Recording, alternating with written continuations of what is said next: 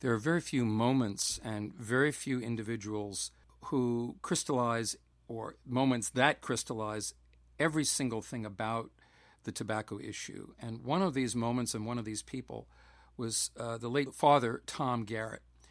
In the early 1980s, when I became friends with Fred McDonald in Chicago, who had a radio show that I was fascinated by on old radio, it turns out that Fred had one of the largest collections in the world of old cinescopes or kinescopes of television shows, in addition to the thousands and thousands of radio tapes he'd had of radio shows.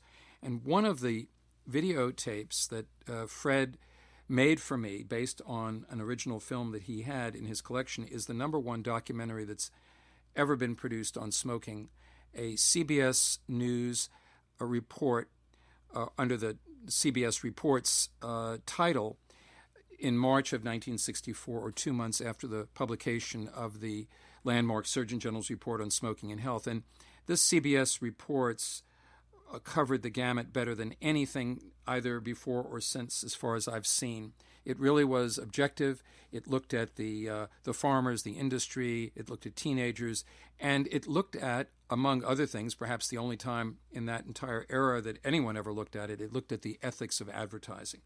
And one of the individuals that was introduced and interviewed was Father Thomas Garrett. And this guy just blew me away.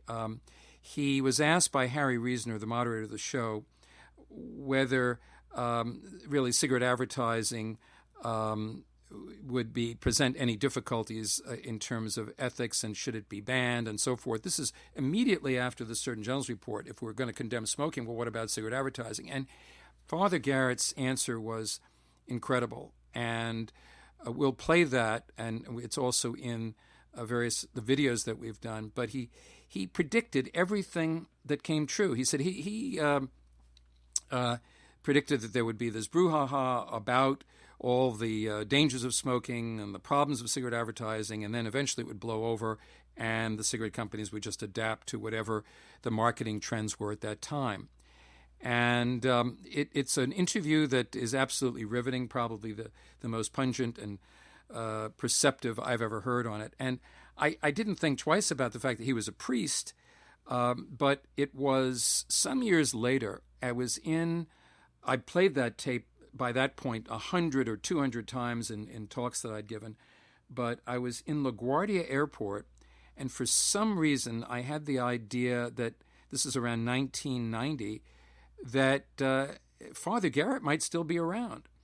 And I somehow was able to track him down in Scranton, Pennsylvania.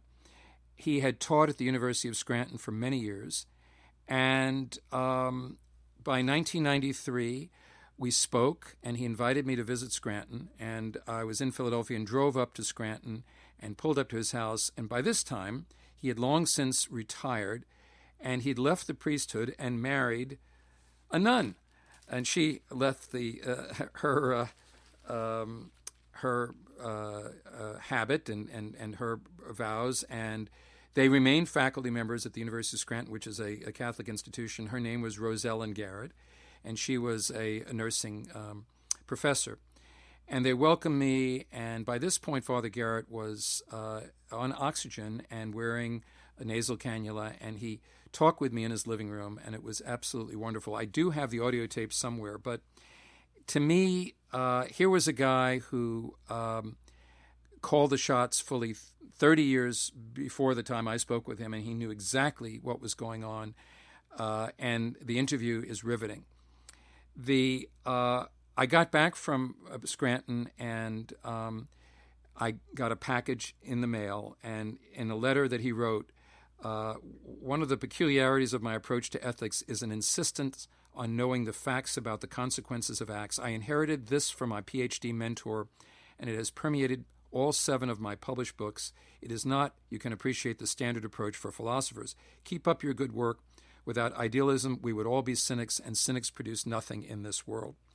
So he sent me several of his first editions of his books on healthcare ethics, and we've always wanted to put these in an exhibition. I did write to one of the heads of the library at the University of Scranton in 2008 suggesting having a small exhibition about Father Garrett, but it never made its way to fruition, and we hope to do this at least online with our collection.